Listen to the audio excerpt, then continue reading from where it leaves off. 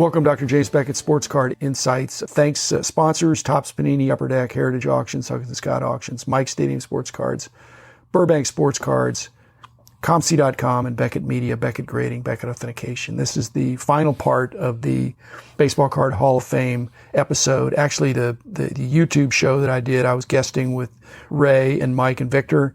Did that a year ago. Again, I really sincerely applaud their efforts. You need to go and check out their ballot is there. Just look up Baseball Card Hall of Fame, and there's a link to get the very easy to use visual ballot. It took a lot longer for me to explain my ballot than for me to fill it out. Didn't require a lot of research on my part, but you may want to research some of these cards. So again, I thought it was fun. I encourage you to participate as well.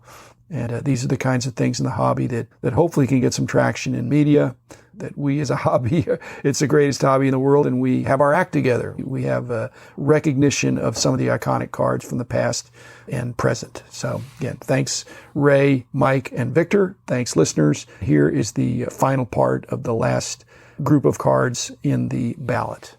Eddie Murray. I think if you have a 78 top set, that's probably the first card you're going to open up and see. What shape is the Eddie Murray? It's frequently in off center, stuff like that, but it's not iconic enough to me. It's almost like you'd have to have the graded version would be iconic. And I don't think you're trying to make that distinction. So I'm making Eddie wait, but I think eventually he gets in there. If you're going to have a 78, that'd be the one. Same thing with 79s. I don't think you have any other 79s in there. This would be the one. And same deal, frequently badly off center, but he was an amazing player that was whatever, offensively defensive. His defensive war, he stole runs from the other team. Easily. Eventually he is in. This card is in. Is in.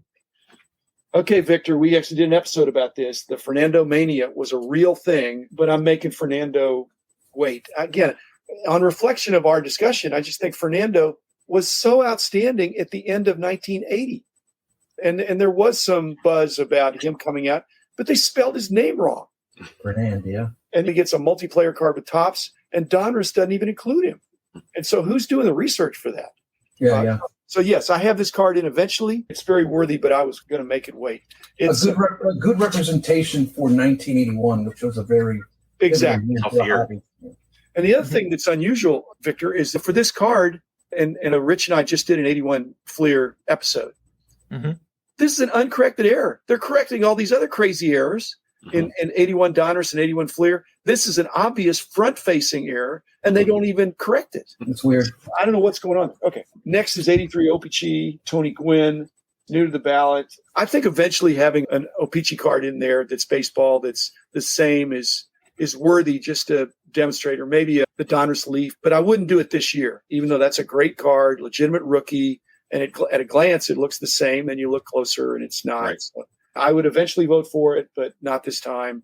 It's like the basketball and football and baseball Hall of Fames of regular. They're international. You don't want to say this is only for American. I mean, there's Canadian teams, and so having the Canadian O-Pee-Chee there, I think is a good idea. Yeah, North American. Okay. North American for sure. That was such a hot card at the time.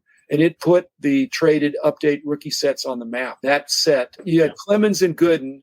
And at the time, Gooden was the bigger name because he was in New York. Yep. But Clemens endured. Now, maybe it was with some PEDs, but that guy, his stats are, and it was throughout. He started strong. Maybe he had some injuries that he came back from with some of this stuff, but he was a power pitcher for 20 years. So I have him in there. Again, it's another statement, Ray, that puts you on the hot seat. I mean, I'm just one guy voting for him. I don't think you got any bonds in your Baseball Card Hall of Fame. Do you? No. Okay. This is your first steroid accused guy, I think. Yeah. So we'll have to take a look at some Barry Bonds cards. I think it's historically important because it put those small box sets on the map. Easily. Okay. 87 Donruss. Cool just to see. He looks like a 19-year-old or something. And the guy pitched until he was 44 or something and pitched effectively. One of the most amazing pitchers in my lifetime of just being a true pitcher, not a thrower, a crafty guy. So I'd eventually have him in, maybe not this particular card, but this card, the rated rookie was an established, iconic, thematic element that this would be good. So they're good choice. What's your choice for a Greg Maddux there, Jim? I don't know. It doesn't have to be super valuable. I don't know that you're going to get into some of these inserts, the Crusades, and some of the. I mean, he's got for 20 years. He's got cards, so all those PMGs and things like that. Again, but nobody thinks, oh, I'm really looking for the PMG Maddox. You know? Right. Yeah. Okay, 90 Leaf Thomas. Let me do these two together, and then the 90 Topps Thomas with the no name on front. The 90 Leaf was a bigger deal in 1990. Oh yeah. But then the no name on front has really come on strong. I don't think they're being doctored. I think the grading companies are sophisticated enough to figure out that if somebody's tried to do a power erasure, I hope so, and I think so. I think our guys at BGS have figured that out by the black lights and the things that you can do and shining light through to see that. But the no name on front that's been enduring, whereas the 90 Leaf used to be worth way more. So I would vote for the no name on front before I'd vote for the 90 Leaf. So would I. Yeah. Okay, the Reggie autographed, I think that's probably the first in the pack autograph insert. I was talking to Grant the other day. Kudos to Upper Deck for bringing in that innovation. Everybody's copying it now, and it seems commonplace. But it was a big deal in the day. When there's 2,500 of them, you think, well, there must be one in every box. No, there may not even been one in every case. They were tough.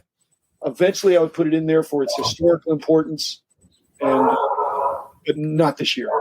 And then Chipper with the Desert Sheep. I love that card. I don't have that card. Again, it is the card of that set, and it evokes that time in America when that was going on. It's the junk wax era, but sports cards were enough of a thing that Topps made these sets for the service people. I think some leaked back in, but that's cool. So again, there's a good story there. And eventually I would vote for it for the patriotic America armed forces aspect to it. Same thing on 92 Bowman, Mariano Rivera, Victor, the rookie controversy. And this breaks a lot of rules. It's way before he appears, not even close to being in a what does that look like? The Leaning Tower of Pisa? It's not even a column there. And he looks like he's 15 years old. But he, as a person and as a player, is absolutely worthy of being in there. And this is probably his best card. Or his iconic card. And it was the beginning, because Bowman was doing stuff like this before, but 92 Bowman was the set that really put the prospecting on the map, that you could prospect and set back some cards that might eventually be valuable. Definitely will vote for this card next year or the year after. Especially with the importance of him being the first person to get 100% of the vote for the Hall of Fame. Yeah. And we're in number 42. He's got so much going for him. And I think he's a good guy. So he's not an embarrassment, when you meet him. Yeah. And a beautiful autograph. He signs a beautiful autograph. It's amazing. Again, I can't wait to vote for him, but I've already used up my 10 bullets. All right. The Griffey game jersey, again, I think is that one of the first game jersey cards? Yeah, I think it is. For and Griffey is, again, when you think of a Griffey card, the first thing you think of is 89 Upper Deck. 89 Upper Deck. Right. This is still a worthy card. I can see when I'm selling cards that Griffey is still very much in demand. He's still very popular. Right.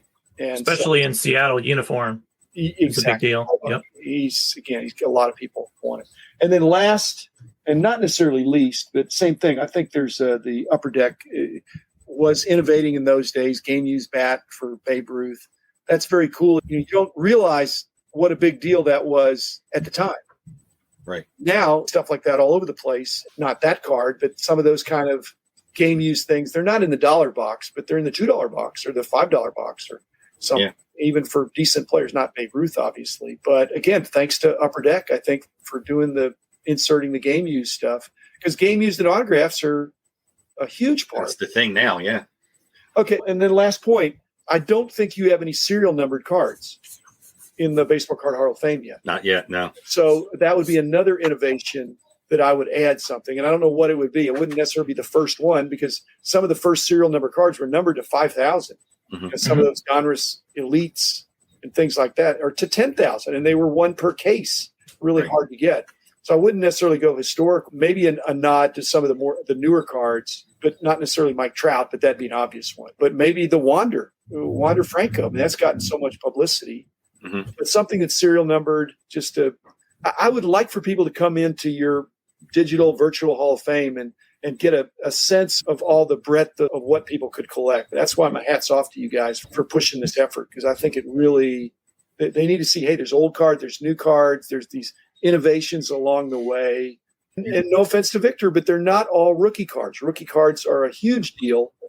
but it's not just rookie cards. Right. Rookie cards is that guy's first card, and frequently it's his most valuable. 84 Fleer update Roger Clemens rookie card. Whatever you think of Roger Clemens, that card itself really had, I don't know how much it was on the hot list back in the day, but it was very hot. Yes. It drove a lot of sales for that little box, and it separated Topps and Fleer. People talk about 84 Donruss being the set of the decade. Well, 84 Fleer update is right up there too, because in 81, 82, 83, I think Topps was considered so much the mainstream, and these are other also rans. Well, 84 Fleer update crushed the 84 Topps update. Better player selection.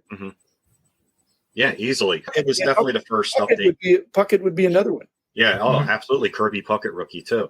It was definitely the first extended traded set. I know Ripkins in the 82 Topps traded back in the 80s. People were looking for this one first for as far as an updated traded card was the Clemens. And a nice centered copy is hard to find through the whole set. Yep. Yeah, I believe they didn't come sealed either. So I know every time I got one, I went to go look for the Clemens. It was always off-centered, but the rest of the set was centered. So I don't know. Well, it's always something going on there, Victor. Yeah. Yep.